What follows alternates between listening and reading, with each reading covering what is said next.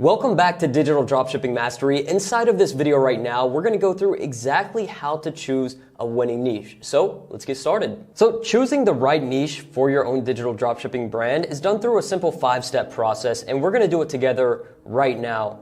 So contrary to typical business recommendations, we're going to actually start off by identifying your existing experience.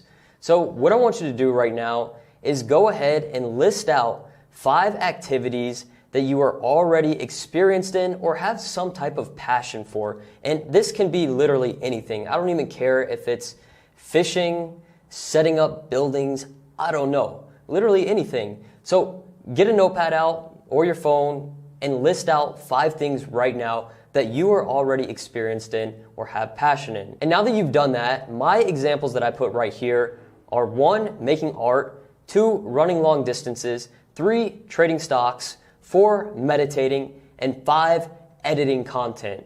Now, these are just examples.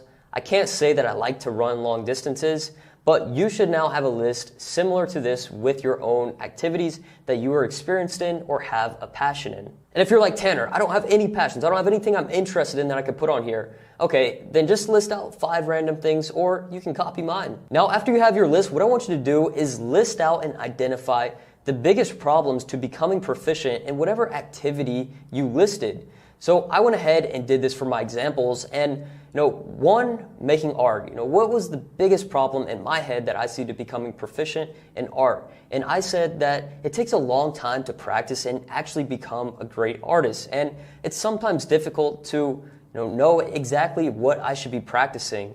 For running long distances, okay, stamina has to be the biggest roadblock. Maybe I can run a mile, but running 5 is a completely different challenge that I struggled to overcome. And overall, just training and recovery. 3, trading stocks. A big problem and pain point is, understanding the overall mindset and strategy that you need to have in order to successfully trade. And for meditating, the biggest problem is knowing exactly what type of meditation or breath work to actually do and how to get in the proper state that you're looking to achieve to solve your problems. And then editing content is overall just a skill set. I'd said the biggest problem to becoming proficient in this is not having the proper tools, the resources to use that are going to allow for you to increase the quality of your content while at the same time saving time. So go ahead and do the same exact thing for your own activities and list, and then come back and resume the video. Step 3, I want you to filter these activities by human needs. So what I mean here is to think about the 4 main categories where digital products are the most profitable. That's health, wealth, relationships, and happiness. So out of those activities that we listed, where do they fall under these categories? So I went ahead and organized mine here and said making art could potentially be under happiness if it's something that brings you some creative flow and overall just feelings of passion. 2, running long distances. I would say that falls under health.